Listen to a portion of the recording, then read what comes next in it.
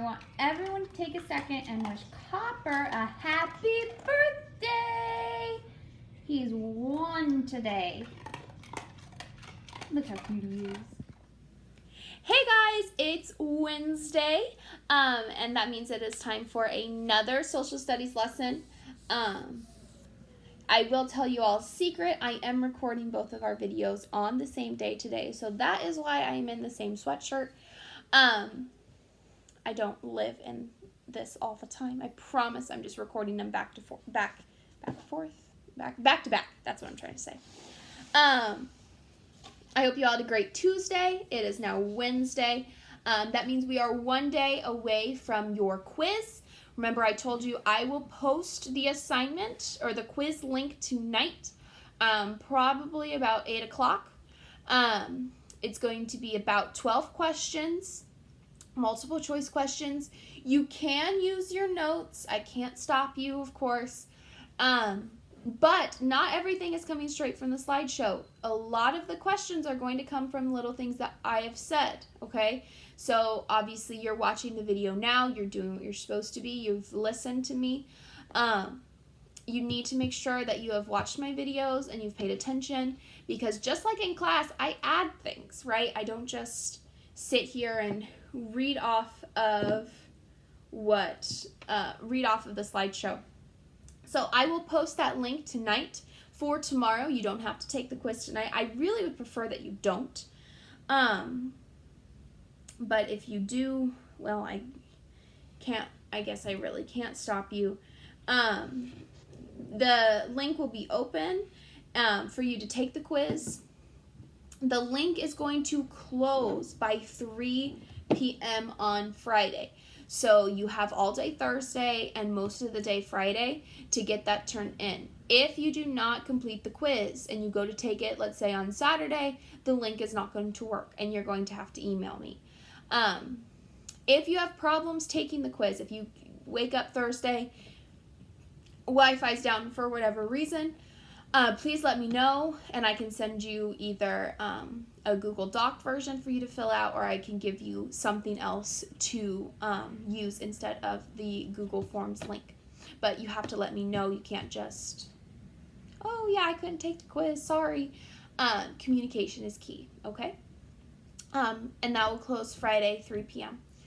And it's going to be over anything that we've talked about the past 2 weeks. So last Tuesday all the way until now. So on that note, let's get started. Yesterday we started talking about peace. The global world needs peace. Woodrow Wilson, our president of the United States at the time, he realized that we needed a just peace. He didn't want to totally punish the Central Powers to the point where they just get angry. He wanted to keep this from happening again. So the Allied leaders met in Versailles. Remember that French palace that we talked about? And they're going to come up with the Treaty of Peace or the Treaty of Versailles because they're in Versailles. In the end, the Allies forced Germany to sign a treaty. The Treaty of Versailles was the final peace settlement of World War I. So at this point, the war is officially over. Yes, the Central Powers surrendered, but with the signing of this peace treaty, it signified that this was done. This conflict was over. We can move on. It forced Germany to accept the blame for starting the war. So that was really the biggest punishment. Germany couldn't say, well, no, it was so-and-so. No, Germany had to say, yes, we started the conflict. We're sorry. We are going to take our punishment for it. Germany also had to slash the size of its army. I don't have the exact numbers because based on now and then, but they almost had to slice it basically in half. Because remember we said earlier, before World War I started, remember they're stockpiling. So even half of their army was still a fine-sized army. They just had so much that they didn't need. Remember we said it was like that one-up thing. If Germany did something, Great Britain tried to make it better, and so on and so on. Germany also had to give up its overseas colonies. So if Germany had any colonies in other places of the world, they had to give them up. They could not keep those colonies. Additionally, Germany had to pay billions, not millions, billions with a B, of dollars for damages caused during the war. So they had to help. I'm sorry, my computer wants to update. No, not right now. Because then my computer just like shuts down. So they had to pay billions of dollars to help fix Europe. I mean, Europe was in complete shambles. There were cities that weren't even livable at the time, and Germany had to pay that to fix it. And that is going to hurt Germany. They're going to hurt for a long time. But with the end, I figured out how to change the slide, by the way. I can't just click the space bar. With the end of World War I, it really is a new type of Europe, a new feel. It changed the governments. It also changed the borders, so how the countries were made up. And I have a map on the next slide to show you kind of how those changes were made.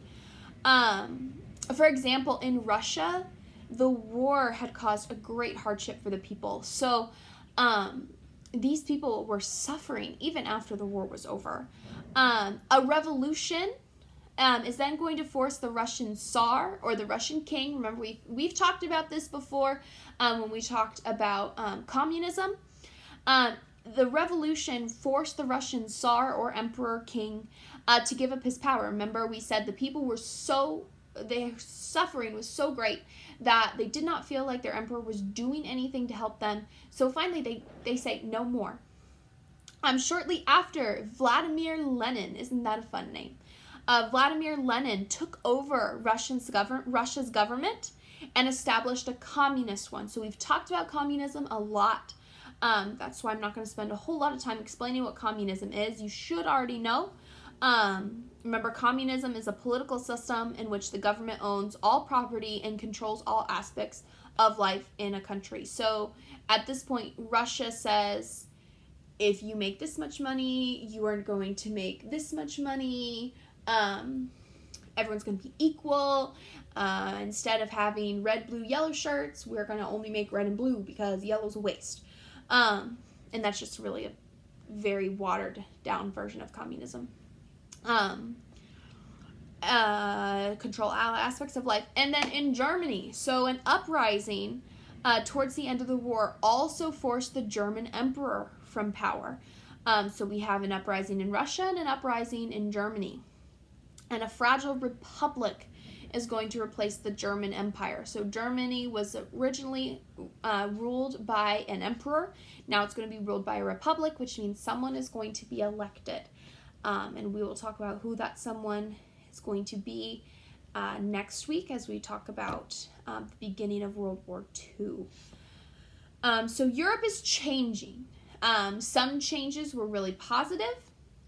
Some changes not so much. Russia at the time, they believe that communism is this great savior, and it's really going to help them. Germany, same way. A republic is going to be more, it's going to have kind of more weight to it than communism. Communism is really volatile. One thing can go wrong in communism and the whole country can fall apart. A republic is really more strong. However, Germany, we're going to see here soon that Germany is going to have a new leader that is really going to upset the balance of Europe. And as I said, come on.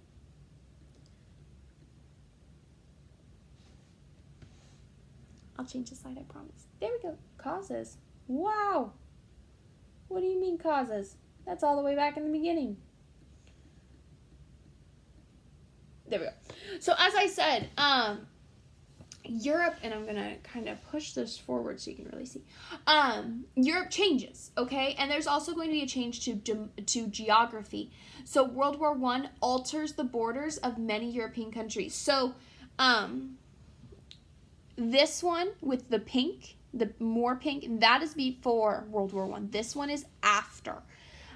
So already you can see there's a lot more color in this map than this one. That is because these empires, which is Germany and Austria-Hungary, breaks up into smaller countries. So instead of being one big empire like the Roman Empire, it breaks up. And all of a sudden, these countries are independent. So the Austria-Hungary Empire, Austria-Hungary is actually going to separate into their own countries. Poland and Czechoslovakia, that lovely word, where is it? Right here, Czechoslovakia. Each gained their independence, so you can see Czechoslovakia and Poland are not in this map. They are now in the map after World War I. Serbia, Bosnia, and Herzegovina, and other Balkan states, all their own countries. They're going to combine after World War I and create Yugoslavia. Again, you can't see Yugoslavia on this map. That's because it is created after World War I. Finland, Estonia, Latvia, and Lithuania, all fun names, had all been a part of Russia. They're going to become independent. So Russia, you can see in this map, extended out into Europe a little bit more.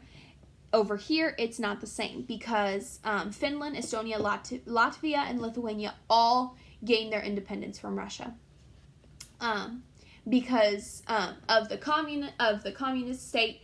That's why these countries are able to break off and go off onto their own. So you can see lots of changes, right? Both these empires break up, creating different countries. So a lot of change is going into Europe at this time.